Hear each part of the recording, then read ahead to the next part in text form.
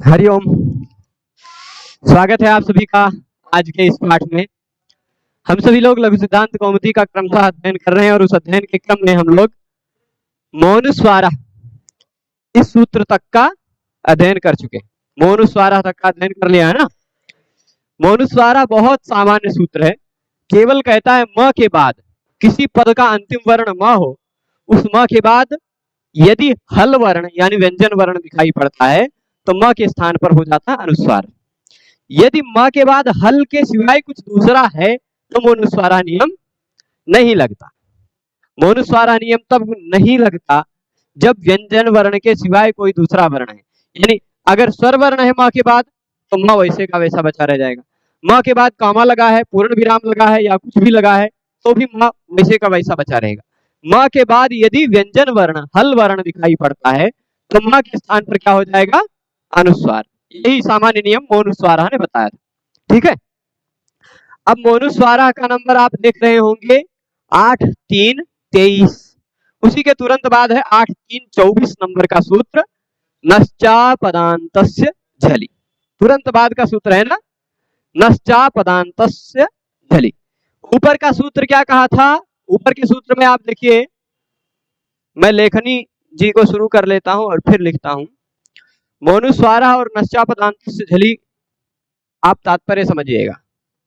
ये कह रहा था मह अनुस्वारः, ठीक। वो क्या कह रहा, ये सूत्र क्या कह रहा था? मह अनुस्वारः, ठीक। ये कह रहा है नह च। ये क्या कह रहा है? नह च। नश्च मतलब न का, न के स्थान पर भी। तो नह च कह दिया, च से म का भी ग्रहण होगा। ऊपर अगर च नहीं कहा होता, केवल न कहा होता तो केवल न का ही ग्रहण होता, पर न के स्थान पर भी, नह च का मतलब क्या होगा?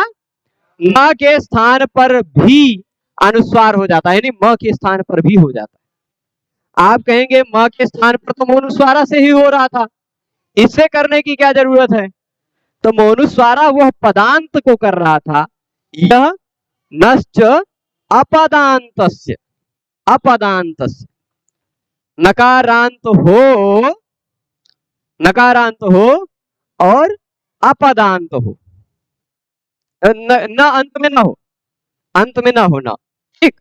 न या म अपदांत हो तो अपदांत उसके तुरंत बाद क्या होना चाहिए?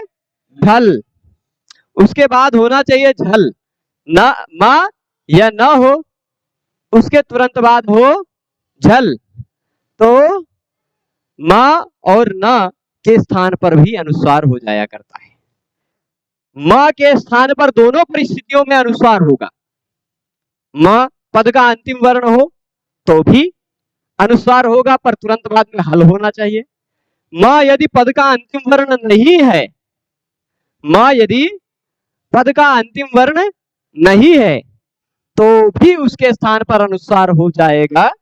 अंतिम वर्ण नहीं तो भी उसके स्थान पर अनुस्वार हो जाएगा, पर कब? उसके तुरंत बाद झल होना चाहिए। ऊपर में हल की बात चल रही थी, यहां झल की बात चल रही है, ठीक। नश्चा पदांतस्य झलि क्या कहेगा? झल पर में होगा तो ही म और न दोनों के स्थान पर अनुस्वार होगा, ठीक। झल पर में होने पर म और न दोनों के स्थान पर अनुस्वार हो जाता है। अपदांत, पदांत नहीं। नहीं तो आप पदांत में तो क्या करने लगेंगे? ऐसे है ना। अब आप बताइए,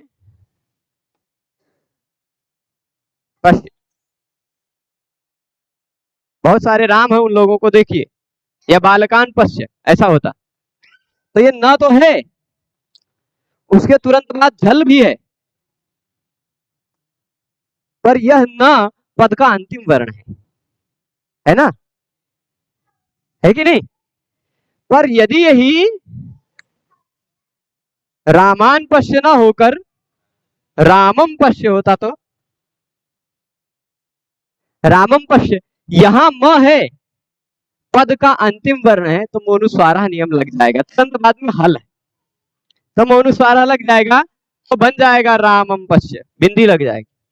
पर यदि पद ना और मां अपदांत स्थिति में हो, उसके बाद झल हो, तो भी अनुस्वार हो जाएगा। ठीक, निष्कर्ष ये, अनुस्वार करने के लिए जो दो नियम हम पढ़ रहे हैं, ध्यान दीजिएगा, अनुस्वार करने के लिए दो नियम जो पढ़ रहे हैं, एक है मोनुस्वारा, एक है नश्चापदांतस्य झलि। दोनों नियमों से केवल दो ही वर्णों के स्थान पर अनुस्वार हो रहा है, म के स्थान पर या न के स्थान पे। ठीक, म के स्थान पर होगा या तो न के स्थान पर होगा। म शब्द का अंतिम वर्ण हो तो भी उसके स्थान पर अनुस्वार हो सकता है, शब्द के मध्य में हो, अपदांत हो, पद का अंतिम वर्ण न हो, तो भी उस म के स्थान पर अनुस्वार हो सकता है। ना यदि शब्द का अंतिम वर्ण है तो उसके स्थान पर अनुस्वार नहीं होगा, मध्य में है, अपदांत है, तो ही उसके स्थान पर अनुस्वार होगा। ठीक है, यदि पद के अंतिम वर्ण के स्थान पर हम अनुस्वार कर रहे हैं, शब्द के अंतिम वर्ण के स्थान पर अनुस्वार कर रहे हैं, तो वह म ही होना चाहिए, मौनुस्वार नियम ही लगेगा। और शब्द के बीच में हम कहीं अनुस्वार कर रहे हैं तो वह म और न दोनों के स्थान पर भी हो सकता है, यह नश्चापदांतस्य झलि। पर म के स्थान पर जो शब्द के अंतिम वर्ण के स्थान पर अनुस्वार हो रहा, वह तुरंत बाद में हल वर्ण की अपेक्षा रखता है। तुरंत बाद में किसकी अपेक्षा रखता है? हल वर्ण होना चाहिए, व्यंजन वर्ण होना चाहिए। पर ना और मा दोनों के स्थान पर यह जो अनुस्वार कर रहा है, ये तुरंत बाद में किसकी अपेक्षा रखता है? झल वर्ण की अपेक्षा। ठीक, यानी यमा हाया वारा ला यमा गाना ना, नहीं हा तो चल जाएगा क्योंकि झल में हा आ जाता है, यवारा ला यमा गाना ना, इतने वर्ण छोड़ दिया है ना, इतने वर्ण छूट गए ना। तो अब नश्चापदांतस्य झलि भी आप सामान्यतः समझ गए होंगे। नश्च यानी नस्य मत्स्य च, नस्य का मतलब क्या हो जाएगा? नस्य मत्स्य च, यानी न के स्थान पर भी और म के स्थान पर भी स्य लगा हुआ है ना, षष्ठी लगी हुई है, तो न के स्थान पर भी म के स्थान पर भी शर्त क्या है? ये अपदांत होने चाहिए, पद का अंतिम वर्ण नहीं होना चाहिए। म हो चाहे ना हो, ये कैसा होना चाहिए? अपदांत। तो अपदांत म और न के स्थान पर अनुस्वार हो जाया करता है। अपदांत म और न के स्थान पर अनुस्वार हो जाया करता है। शर्त क्या है? झलि। झलि धन अनुस्वारा, झलि धन अनुस्वारा का यहाँ संधि हो गया झल्यनुस्वारा, इको यणचि, इको यणचि से संधि हुई है ना, झलि धन अनुस्वारा बन गया झल्यनुस्वारा। तो अब देखिएगा, झलि में कौन सी विभक्ति लगी है? यहाँ सप्तमी लगी है, यानी सप्तमी विभक्ति जहां लगी होती है, कार्य कहां होता है? उसे पूर्व में होता है। तो झल के तुरंत पूर्व में म या न होना चाहिए। म या न कहां होने चाहिए? झल के तुरंत पूर्व में। ठीक है, झल के तुरंत पूर्व में। अब देखिए कैसे बनाते हैं, कैसे बनाते हैं, यहाँ पूरा प्रक्रिया देखिएगा। यशांसी, पयांसी इत्यादि बहुत सारे उदाहरण मिलेंगे। मूलतः शब्द, इसको हम एक काम करते हैं, यहाँ पूरा इसको ले लेते हैं और यहाँ पर लिखते हैं।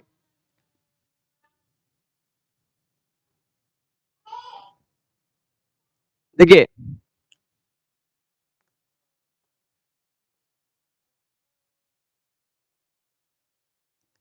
यशस शब्द है, ठीक, शशस कैसे हो गया? कभी कभी गड़बड़ हो जाता है, इसे पूरा मिटाना पड़ जाएगा। यशस, ठीक।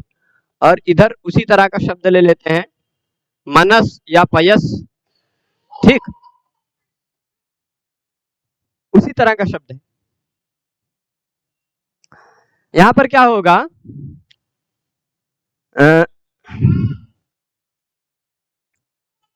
जस या शस प्रत्यय लगाएंगे। कौन सा प्रत्यय लगाएंगे? जस प्रत्यय लगाएंगे या तो शस प्रत्यय लगाएंगे, लगाएंगे ना। तो अब देखिए क्या हो जाएगा, जस जस रहेगा या शस रहेगा? मन यशस जस, मनस जस, या यशस्वस मनस्शस। जसोसी एक ऐसा नियम है, नपुंसक लिंग में नपुंसक लिंग शब्द के बाद आने वाले या जस और शस के स्थान पर शी हो जाया करता है।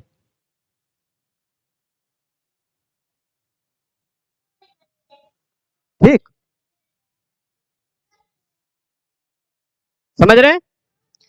तो यशस सी मनस शी, ये दोनों स्थिति तक पहुंच जाएंगे ना। अब शी में से बचना क्या चाहिए? अच्छा, नपुंसक लिंग का कोई भी शब्द हो, प्रथमा बहुवचन में आप देखेंगे अंत में ई ही दिखाई पड़ता है। ज्ञानानि, फलानि, वारीणि, मधुनि, ई दिखाई पड़ता है सब जगह, है ना। तो यहां क्या हो जाएगा, यहां देखिएगा यशस हो चाहे मनस हो, शी में से अब बचा क्या, हमने यहां लिख दिया यशस धन ई, ठीक, और उसके बाद हमने लिख दिया मनस धन ई, यशस ई मनस ई, यहां तक सभी पहुंच जाएंगे। अब इसके बाद यहां होता है दो नियम लगते हैं, मैं दोनों नियमों का नंबर कंफर्म कर लूं पहले कौन सा लगाना है। कुछ कुछ 8वें अध्याय के सूत्रों में मुझे नंबर थोड़ा कंफर्म नहीं है,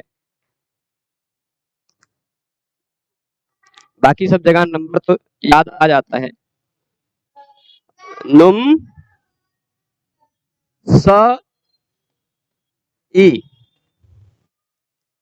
यश नुम स ई, ठीक, और इसी तरह मन नुम स ई। ये क्या नियम लगा है, यहाँ एक नियम मैं लिख देता हूं, नपुंसकस्य नपुंसकस्य झलचः, ठीक, नपुंसकस्य झलचः, ये कहता है नपुंसक लिंग शब्द होना चाहिए, ठीक, कौन सा शब्द होना चाहिए, नपुंसक लिंग शब्द होना चाहिए, उसका अंतिम वर्ण या तो झल हो या तो अच हो, ठीक। यहां देखिए यशस या मनस शब्द है, उसका अंतिम वर्ण स झल है, ठीक, तो नपुंसकस्य झलचः क्या कर देगा, नुम आगम करता है। नुम आगम कैसा है, मित है, म की संज्ञा वाला आगम है ना, यानी ऐसा आगम है जिसमें म दिखाई पड़ता है कि नहीं, ऐसा है जिसके अंत में क्या दिखाई पड़ता है, म दिखाई पड़ता है, ठीक। तो यहां पर मिदचोन्त्यात् परः इस नियम के आधार पर जो म की संज्ञा वाला आगम होता है वो शब्द की शुरुआत में या अंत में नहीं बैठता, अंतिम स्वर वर्ण के बाद में बैठता है। तो यशस में और मनस में अंतिम स्वर वर्ण यश का आ, मनस का न के बाद वाला आ, उसी के बाद नुम आगम होगा। जो भी म की संज्ञा वाला आगम होगा, नुम होगा, पुम होगा, और भी बहुत सारे आगम मिलेंगे आपको पूरी प्रक्रिया में, वह जिसको हो रहा है उसके अंतिम स्वर वर्ण के बाद, मिदचोन्त्यात् परः, अचोन्त्यात् परः, अंतिम अच के बाद। तो यश में जो आ है उसके बाद नुम आ गया, मन में जो आ है उसके बाद नुम आ गया, ठीक। नुम में से आया तो नुम है, पर बचता नुम में से क्या है, केवल ना, ठीक, यसन स ई। यहां भी हम पूरा नुम मिटा के नुम में से बचा देते हैं अ, ठीक, यहां तक पहुंचेंगे। मतलब अब समझ लीजिए यहां जो न दिखाई पड़ रहा है, आप बताइए, यहां जो न दिखाई पड़ रहा है क्या वह न शब्द का अंतिम वर्ण है, नहीं ना। यहां जो न दिखाई पड़ रहा है वह शब्द का अंतिम वर्ण नहीं है ना, यहां यानी यहां पर मोनुस्वारा तो लगेगा, म भी नहीं है, शब्द का अंतिम वर्ण भी नहीं है, ठीक। तो यहां देखिएगा, ये ध्यान दीजिएगा, नियम है शांत महतः संयोगस्य, ठीक। शांत महतः संयोगस्य, ऐसा शब्द जिसके अंत में संयोग हो पर अंतिम वर्ण स हो, ऐसा शब्द जिसमें अंतिम वर्ण स हो और संयोग हो। तो यशस जो प्रातिपदिक था उसमें अंतिम वर्ण संयोग है ना और स का, और अंतिम वर्ण स है। तो शांत महतः संयोगस्य, इस नियम से, इस संयोग से पूर्व में आने वाला जो ये है अ, वो दीर्घ हो जाएगा, यशा मना बन जाएगा। ये बहुत ज्यादा महत्वपूर्ण नहीं है, आपको निश्चा पदांतों से जल्दी समझ रहे हैं तो अभी उसके आलोक में जो काम आ रहा है वो समझना। इतना नियम लगने के बाद बन गया यशान सी मनान सी, बना। अब यहां देखिए स और ई को जोड़कर हम सी लिख दें तो कोई दिक्कत नहीं ना, ठीक। यहां भी स और ई को जोड़कर हम सी लिख देते हैं, कोई आपत्ति नहीं ना, ठीक। यशान सी मनान सी, यहां जो न दिखाई पड़ रहा है यह किसी पद का अंतिम वर्ण नहीं है। और उसके बाद आपको झल दिखाई पड़ रहा है स, तो अपदांत न हो, अपदांत न हो, उसके तुरंत बाद झल दिखाई पड़ता हो, यानी ऐसा न हो जो किसी शब्द का अंतिम वर्ण ना हो, ठीक। ऐसा नकार जो किसी शब्द का अंतिम वर्ण ना हो, किसी शब्द के बीच में आता हो। अब देखिए यहां तो मूलतः शब्द था यशस, तो यशांश बना है, उसी को अंतिम वर्ण तो स है, अंतिम वर्ण तो ना नहीं है, अपदांत है न, है ना, अपदांत है न, वैसे पद का अंतिम वर्ण तो स भी नहीं है, ई है,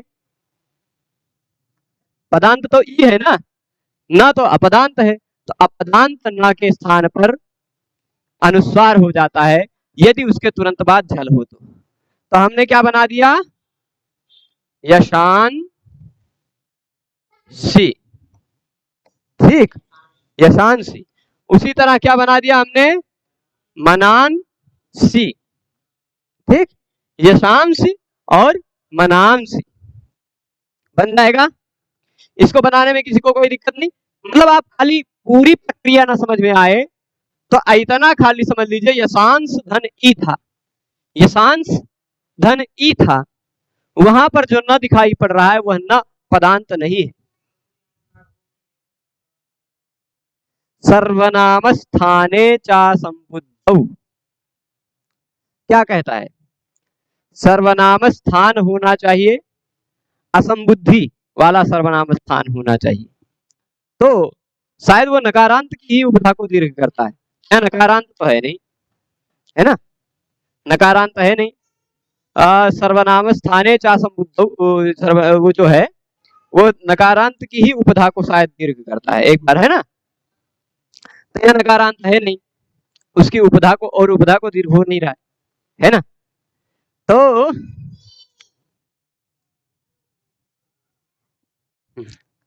यशांशी और मनांशी हो जाएगा, ये दोनों हो जाएगा, यशांशी और मनांशी। इसके बाद और आगे देखते हैं, यहां पर देख लीजिए। अब एक प्रश्न उठता, आक्रन से एक उदाहरण दिया, चलिए इसको भी देख लेते हैं। अपदांत देखिए, आंग उपसर्ग है, आंग उपसर्ग का आंग दिखाई पड़ता है, ठीक, क्रमुपाद विक्षेपे धातु उसका क्रम है, आंग क्रम। और लिट लकार आप जानते हैं रूप, भविष्यति भविष्यता भविष्यंति, बीचों में स्या जुड़ जाया करता, स्या एक प्रत्यय जुड़ता है लिट लकार में, स्यतासी लिटोह से स्या जुड़ा हुआ है, ठीक। और आत्मने पद का एक प्रत्यय ता आताम झ था साथाम झम इडवेही मही, वो जो प्रत्यय होता है ना आत्मने पद का, तो वह आत्मने पद का प्रत्यय समझ लीजिए, आत्मने पद में एदते एदेते एदंते एद से एदेते एदते जो बनता वो ते प्रत्यय है। लिट लकार में स्यते स्यते स्यन्ते ऐसा बनता ना, एदिश्यते एदिश्यते एदिश्यन्ते, तो वही जो स्यते स्यते दिखाई पड़ता है ना, वही स्यते वाला प्रत्यय है। अभी उसकी प्रक्रिया को न समझे, स्यतासी लिटो टिप्तसी इत्यादि सूत्र, टितात्मने पदानाम टेरे, ये सब न समझे अभी खाली इतना समझ लीजिए कि आंग उपसर्ग है, क्रम धातु है, उसके बाद लिट लकार वाला स्यते प्रत्यय है, ऐसा समझ लीजिए, ठीक, से तासील रेटो वाला स्या है और ते। तो अब देखें यहाँ जो म दिखाई पड़ रहा है ये पद का अंतिम वर्ण है क्या? क्रम तो धातु है, अभी सुप्तिगंतम पदम से पद संज्ञा हुई नहीं। पद संज्ञा तो आक्रम्स्यते जोड़ने पर जो बनेगा उसकी पद संज्ञा होगी, तिङंत बन जाएगा, है ना। तो अभी तो पद है नहीं, यहाँ जो म दिखाई पड़ रहा है वह पदांत नहीं है, इसलिए मोनुस्वारा से इसको अनुस्वार आप नहीं कर सकते, नहीं कर सकते ना। भले ही तुरंत बाद में हल दिखाई पड़ रहा है पर मोनुस्वारा से आप इसको अनुस्वार नहीं कर सकते। यह पद के अंतिम वर्ण नहीं है, यह पद के मध्य में है ना। और अब आप देखिए इसके तुरंत बाद जो स दिखाई पड़ रहा है वह झल है कि नहीं है। तो न और म यह कोई भी हो यदि पद का अंतिम वर्ण न हो, न और म कोई भी हो यदि पद का अंतिम वर्ण वह न हो तो क्या हो जाता है, म न और क्या कहते हैं, उस म और न के स्थान पर अनुस्वार हो जाता है। तो हम म के स्थान पर क्या कर देंगे, म हटा आ गया अनुस्वार, ऐसे जोड़कर बन जाएगा, यही वाला बना लेंगे ना, आक्रम्स्यते। यह न के स्थान पर अनुस्वार हुआ उसका उदाहरण दे दिया, ये म के स्थान पर अनुस्वार हुआ उसका उदाहरण दे दिया। ठीक है, दोनों उदाहरण हो गया। अभी ऐसा ही उदाहरण दे रहे हैं जिसमें यह प्रत्याहार का वर्ण न हो, क्योंकि यह प्रत्याहार का वर्ण रहेगा तो अगला सूत्र लग जाएगा, ये अनुस्वारस्य यही परसवर्णः। अब अनुस्वार करना जान गए ना आप, अनुस्वार करना। अनुस्वार कब होगा, म और न यदि अपदांत हो उसके बाद झल हो, और म यदि पदांत हो उसके बाद हल हो। दो ही परिस्थितियों में तो अनुस्वार होगा, म और न को ही तो अनुस्वार होगा। पदांत स्थिति में केवल म के स्थान पर अनुस्वार होगा, अपदांत यानी शब्द का अंतिम वर्ण न हो, शब्द के बीच में हो तो म और न दोनों के स्थान पर अनुस्वार होगा। ठीक है ना, दोनों स्थिति समझ रहे हैं। तो जो अनुस्वार होगा वह अनुस्वार चाहे वह यशांसी का हो चाहे आक्रम्स्यते का हो, उस अनुस्वार के स्थान पर भी कभी कभी कुछ कुछ हो सकता है। वह क्या हो सकता है, वो आप इस अनुस्वारस्य यही परसवर्णः सूत्र में समझेंगे। ठीक, ये तो इन दोनों में कोई आपत्ति नहीं ना, मोनुस्वारः और नश्चा पदांतस्य झलि, इनमें दोनों में कोई दिक्कत नहीं ना। मोनुस्वारा कहता म को अनुस्वार कर दो, नश्चा पदांतस्य झलि कहता म और न दोनों को अनुस्वार कर दो। मोनुस्वारा कहता यदि तुरंत बाद में व्यंजन होगा तो होगा, नश्चा पदांतस्य झलि कहता अपदांत होना चाहिए, तुरंत बाद में झल होना चाहिए, इतनी अंतर। ठीक है, तो अब आ जाइए अनुस्वारस्य यही परसवर्णः पर। अनुस्वारस्य यही परसवर्णः, अनुस्वारस्य में कौन सी विभक्ति लगी है, षष्ठी लगी है ना, यानी अनुस्वार, इसका मतलब क्या लेंगे आप, अनुस्वार के स्थान पर जहां भी षष्ठी लगी हो वहां अर्थ ऐसे लेना है आपको। ठीक, क्या अर्थ ले लेंगे आप, अनुस्वारस्य स्थाने, अनुस्वारस्य स्थाने, अनुस्वार के स्थान पर। ठीक, यही तो अर्थ लेंगे। अनुस्वार से का मतलब क्या लेंगे, अनुस्वार के स्थान पर। फिर क्या होगा, यही, यही, यही क्या है, यह शब्द का सप्तमी एकवचन का रूप है। ठीक, तो यही में मतलब क्या, कौन सा, यदि वह अनुस्वार यय से तुरंत पूर्व में हो, है ना, सप्तमी जहां लगा हो, तस्मिन् इति निर्दिष्टे पूर्वस्य, तो यय के पूर्व में आने वाले अनुस्वार के स्थान पर सवर्ण हो जाता है। यह सूत्र से ही सूत्र का अर्थ निकल आया ना। इसीलिए वृत्ति में क्या लिखा है आपको स्पष्ट है, बताने की जरूरत नहीं है, क्योंकि आप ये अनुस्वारस्य में लिखा हुआ है, षष्ठी विभक्ति लगा है, वो जानते हैं रामस्य की तरह। तो अनुस्वारस्य में षष्ठी लगा है, जहां भी षष्ठी होता है वहां अर्थ में आप क्या ले लेते हैं, के स्थान पर। ठीक, के स्थान पर, जहां सप्तमी लगा हो वहां उससे पूर्व में अर्थ ले लेते हैं। यय के पूर्व में रहने पर ऐसा अर्थ ले लेंगे। यय के पूर्व में हो यदि अनुस्वार, तो उस अनुस्वार के स्थान पर पर सवर्ण हो जाता है। यही तो अर्थ होगा। बहुत सरल है ना। तो शर्त क्या है, जैसे इकह आछि यण, इकह आछि यण, इक के पर में अच हो तो यण हो जाता था, वैसे अनुस्वार के पर में यय हो तो पर सवर्ण हो जाता है। ठीक है, उसी तरह तो अर्थ लेंगे ना। बार बार वो बातें समझे, इसलिए बहुत ज्यादा विस्तार में नहीं चल रहे हैं हम। ठीक है, सप्तमी विभक्ति का अर्थ ले लेंगे पूर्व में, यय के पूर्व में कार्य होगा। कार्य कहां पर होगा, यय के पूर्व में होगा। किसके स्थान पर होगा, अनुस्वार के स्थान पर होगा कार्य, पर सवर्ण। चलिए स्पष्टम लिख दिया, उदाहरण क्या दिया, शांत है, खाली इतना दे दिया।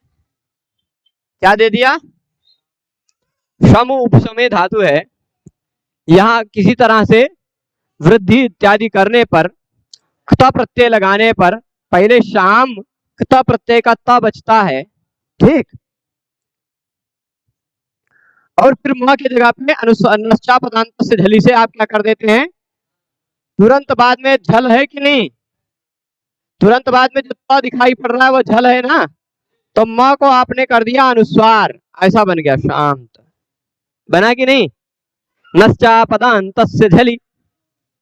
ये ध्यान दीजिएगा, अगर आपको अनुस्वार किसी शब्द के अंतिम वर्ण के रूप में दिखाई पड़ता है तो वहां पर अनुस्वार मोनुस्वारा से हुआ है, ऐसा कह सकते हैं। यदि आपको अनुस्वार कहीं बिचवा में दिखाई पड़ रहा है, ये शामसी, पयांसी, मनांसी, आक्रंसते, कहीं बीच में अनुस्वार दिखाई पड़ रहा है तो वहां अनुस्वार किससे हुआ है, नश्चा पदांतस्य झली। ठीक है, वहां जहां भी बीच में अनुस्वार दिखाई पड़ रहा है उसके तुरंत बाद आपको झल वर्ण दिखाई पड़ेगा ही, निश्चित झल वर्ण दिखाई पड़ेगा। ठीक है, स्पष्ट है। तो अब देखिए ये शांत हुआ, नश्चा पदांत से झली रख के अनुस्वार हो गया, पर अनुस्वार से यानी अनुस्वार के स्थान पर यदि तुरंत बाद में यय हो तो यय में आता है कि नहीं, आप बताइए। यय मतलब यवर अल यम गाना झभ घट झभ घट खप छठ चट खप, है ना, यानी वर्ग के सभी व्यंजन आ जाते हैं, वर्ग के तो सभी आ ही जाते हैं, यवर अल भी आ जाता है। ठीक है, वर्ग के सभी व्यंजन और यवर अल, यह है यय। ठीक ठीक, तो क्या हो जाएगा, ये यहां कर पर क्या पहुंचे, अनुस्वार है, अनुस्वार के तुरंत बाद है यय, यय में ता आता ना, चट कप, ता दिखाई पड़ रहा है, कपड़े तक जाता है, तो अनुस्वार के बाद यय है, तो अनुस्वार के स्थान पर सवर्ण हो जाएगा। पर वर्ण कौन सा है, पर वर्ण ता है कि नहीं, पर वर्ण क्या है, ता, ता का सवर्ण क्या हो जाएगा, ता का सवर्ण क्या हो जाएगा, अब ता के सवर्ण आप देख लीजिए, ता है, था है, द है, ध है और ना है ना। तो अब उच्चारण स्थान की दृष्टि पर देखेंगे, पहले आदेश हो रहा है स्थान पर ना, किसी के भी स्थान पर यदि आदेश होता है, अब अनुस्वार के स्थान पर आदेश हो रहा है, पर सवर्ण आदेश हो रहा है, तथा दधना में से कोई होगा, तो जो होगा वह सदृशतम होगा, ऐसा स्थानेंतरतम ने कहा था कि स्थान पर जो आदेश हो रहा है वह समानतम होना चाहिए, समानता मिलनी चाहिए ना, उसमें मिलनी चाहिए। तो अब देख लीजिए अनुस्वार का उच्चारण स्थान क्या है, नासिका, इसका त था ध न में ता का क्या है, दंत, था का भी दंत, द का भी दंत, ध का भी दंत और ना का दंत भय, पर नासिका भी है, नासिका भी है ना, यम गणना नाम नासिका च, तो इसकी नासिका भी है, यानी अनुस्वार के स्थान पर आ जाएगा परसवर्ण न। ठीक है, अनुस्वार के स्थान पर परसवर्ण होकर क्या आ जाएगा, तो क्या हो गया, यहां देख लीजिए, यहां पर आप देख लीजिए बन गया शांत, बन गया। ठीक है, आप ये ध्यान दे दीजिए पहले मूल रूप में कोई भी रहा हो, मूल रूप में कोई भी रहा हो, उसके तुरंत बाद यदि अनुस्वार हो गया हो, म रहा हो चाहे ना रहा हो, अनुस्वार हो गया है अपदांत स्थिति में, तो उस अनुस्वार के बाद आपको देखना है क्या यय प्रत्याहार का वर्ण है। यय प्रत्याहार मतलब यवर अल और या फिर उसके बाद सभी वर्ग के व्यंजन। ठीक, तो जिस वर्ग का व्यंजन अनुस्वार के बाद आता है, अनुस्वार के स्थान पर उसी वर्ग का अंतिम वर्ण हो जाता है। ठीक, जैसे मंदिर, मंदिर में तुरंत बाद में द है इसलिए न आ जाएगा। ठीक, घंटा, ये सब संस्कृत शब्द नहीं है पर फिर भी घंटा तो है ही संस्कृत शब्द। घंटा में तुरंत बाद में टा है अनुस्वार के, इसलिए टाठा डढ़ा हो जाएगा। पांडेय, पंडा, यहां जो था ना अनुस्वार, यहां जो अनुस्वार दिखाई पड़ रहा है उसके तुरंत बाद द है, तो अनुस्वार के जगह पे क्या हो जाएगा, अणा, पांडेय, ऐसे लिखा है पांडेय। ठीक, इसी तरह गंगा, ठीक, इसका मतलब क्या हो जाएगा, गंगा, गंगा में तुरंत बाद में ग, गंगा में क्या है तुरंत बाद में, तो अनुस्वार के स्थान पर उसी वर्ग का अंतिम वर्ण ङ हो जाएगा, गंगा। ठीक, फिर उसके बाद चंचल, क्या हो जाएगा, चंचल, चंचल में च के तुरंत अनुस्वार के बाद क्या है च, तो अनुस्वार के स्थान पर उसी वर्ग का अंतिम वर्ण यहाँ हो जाएगा, चंचल। ठीक, चंचू, ऐसे चंचू बनता है कि नहीं। तो अनुस्वार के बाद जो भी वर्ण है किसी भी वर्ग का, अनुस्वार के स्थान पर उसी वर्ग का अंतिम वर्ण हो जाता है, यह रही सामान्य बात। अनुस्वारस्य यही परसवर्ण, पर यह अनुस्वार के बाद यय में जो परसवर्ण होता है यह नित्य होता है, यह जो होता है यह नित्य होता है, पर यदि पदांत अनुस्वार हो तो उसके स्थान पर परसवर्ण विकल्प से होता है।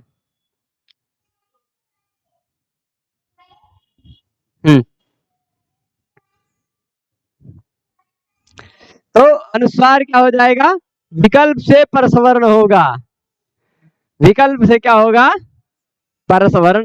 वह कौन सा नियम कहेगा, वा पदांत से। नहीं, नास्ति। तो अब देखिएगा अनुस्वार से यही परसवर्ण जो नियम कह रहा है, देखिए ये नंबर, नंबर ध्यान से देखिए, और उसी के तुरंत बाद ये है 8×4=58, यह 8×4=59, यानी ये वाला सूत्र पिछले सूत्र से संबद्ध है। ठीक, तो यहां पूरे के पूरे सूत्र की अनुवृत्ति आ जाएगी, वा पदांतस्य अनुस्वारस्य, ठीक, वा पदांतस्य अनुस्वारस्य यही परसवर्णः, ये पूरा सूत्र हो जाएगा। ठीक, समझ रहे, पद का अंतिम वर्ण यदि अनुस्वार आ रहा है, क्या किसी शब्द का अंतिम वर्ण अनुस्वार आ रहा है, अब शब्द का अंतिम वर्ण अनुस्वार किस सूत्र से हुआ होगा, शब्द के अंतिम वर्ण के रूप में जो अनुस्वार आया होगा वह अनुस्वार किस सूत्र से आया होगा, मौनुस्वारा से ही आया होगा, नष्टा पदांतस्य से तो आएगा नहीं। अनुस्वार करने के लिए तो ये नियम है, मौनुस्वारा और नष्टा पदांतस्य जली है ना, तो पदांत अनुस्वार जो होगा वह मौनुस्वारा से ही आया होगा। तो मौनुस निष्कर्ष यह है, मौनुस्वारा से जो अनुस्वार हुआ है, म के स्थान पर जो अनुस्वार हो गया है, यदि उस अनुस्वार के बाद, यदि उस अनुस्वार के बाद यय आ रहा हो तो परसवर्ण हो जाता है, पर वा विकल्प से होगा। निष्कर्ष अब पूरा समझ लीजिए, अनुस्वार प्रकरण का पूरा निष्कर्ष। इसको मैं यहां से इधर से समझाता हूं, ठीक। यहां समझिएगा, यहां पदांत, पदांत और फिर ये होता है अपदांत, ठीक। पद का अंतिम वर्ण और पद का अंतिम वर्ण न हो, ठीक। पदांत और अपदांत, पदांत और अपदांत, ठीक। तो पद के अंतिम वर्ण में अनुस्वार को अनुस्वार करने वाला सूत्र कौन सा है? मां के स्थान पर अनुस्वार, ठीक। मां के स्थान पर क्या होगा? अनुस्वार। सूत्र कौन सा है? मोनुस्वार है, ठीक। शब्द के अंतिम वर्ण में जो अनुस्वार होगा वह मोनुस्वारा से होगा, ठीक। यहां पद का अंतिम वर्ण नहीं है, शब्द का अंतिम वर्ण ना हो तो न और म दोनों के स्थान पर अनुस्वार होगा, ठीक। न और म के स्थान पर अनुस्वार होगा, ठीक। न और म के स्थान पर अनुस्वार होगा, ठीक। नियम कौन सा है? नश्चा पदांतस्य झलि। ये चारों नियम को ध्यान रखिएगा। नश्चा पदांतस्य झलि, ठीक। नश्चा पदांतस्य झलि।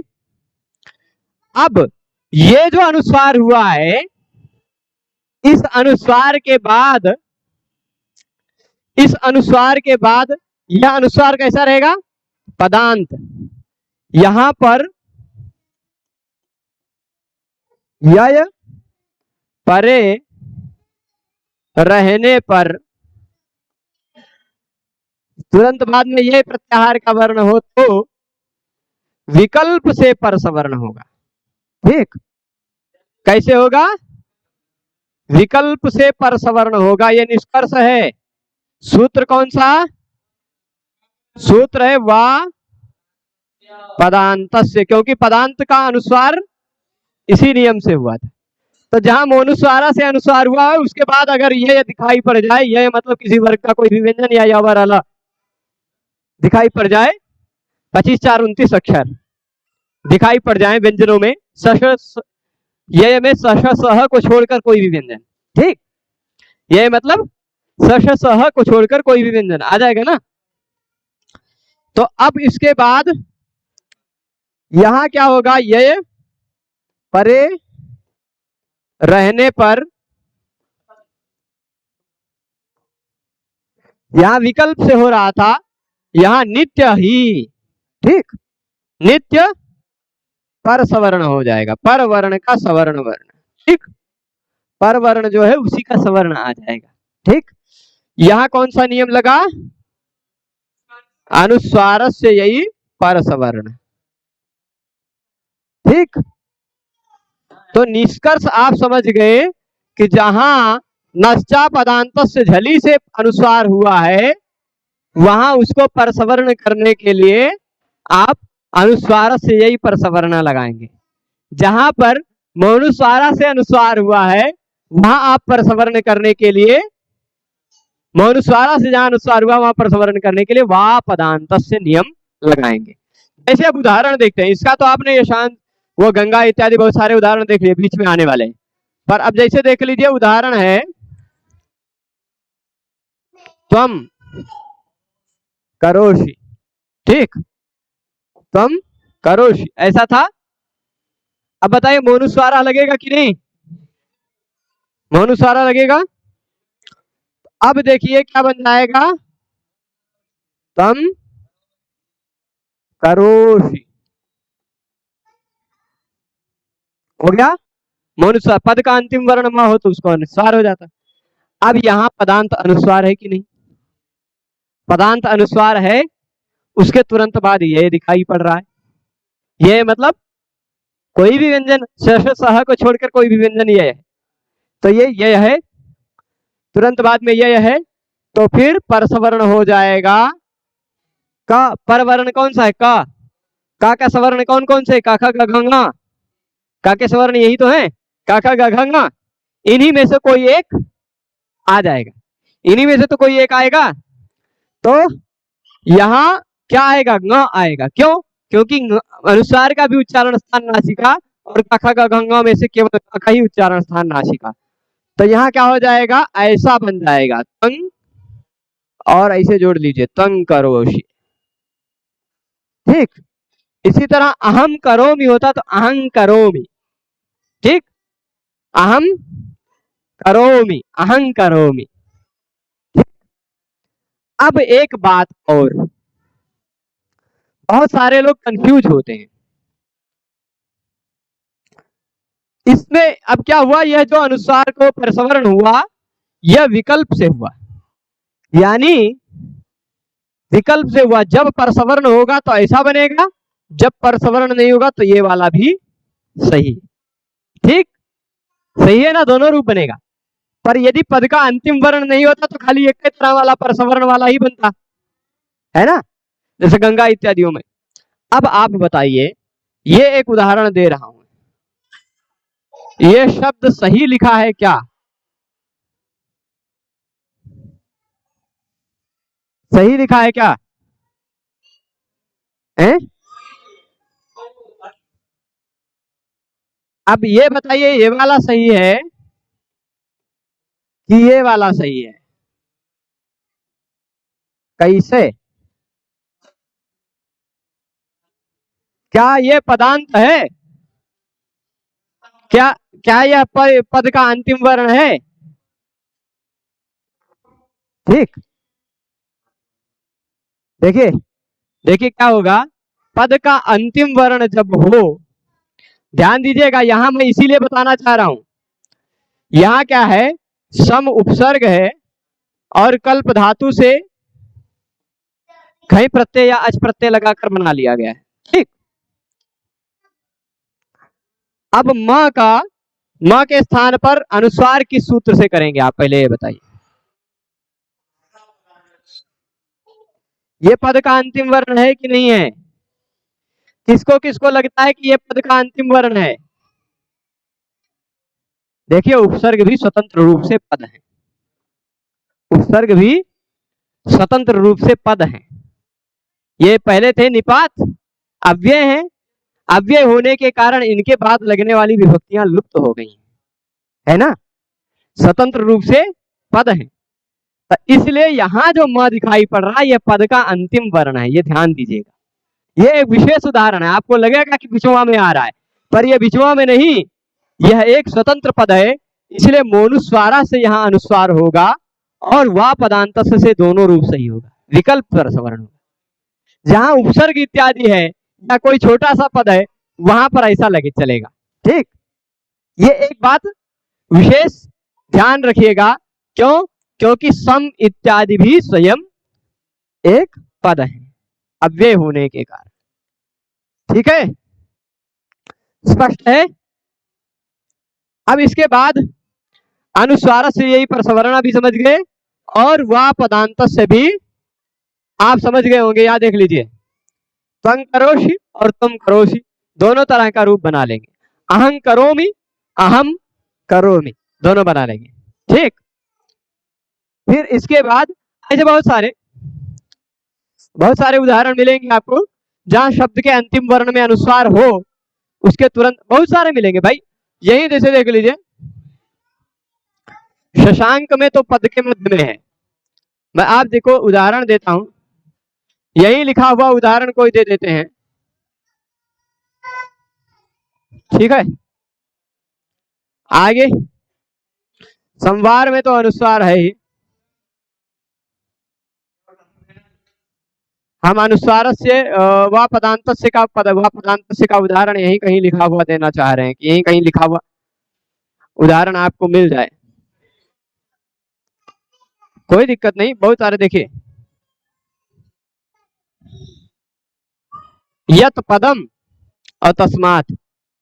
यत पदम में पद का अंतिम वर्ण अनुस्वार है, तदंतम में पद का अंतिम वर्ण अनुस्वार है, वह पदांत से यहां भी लग सकता है, तुरंत बाद में यह है। यहां भी लग सकता है, तुरंत बाद में ही है। ठीक है, तो यत पदंत तदंत से न भी हो सकता है क्योंकि तुरंत बाद में ता है।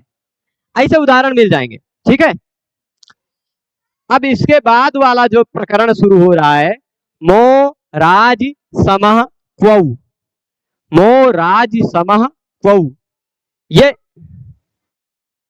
इसको क्या हो रहा है, मो राज समह क्वौ जो नियम है ना, इस नियम को समझने के लिए बहुत लंबी चौड़ी प्रक्रिया बतानी पड़ेगी। सम धन राज धन क्विप, फिर सम धन राज, फिर सम्राट बनाया जाएगा।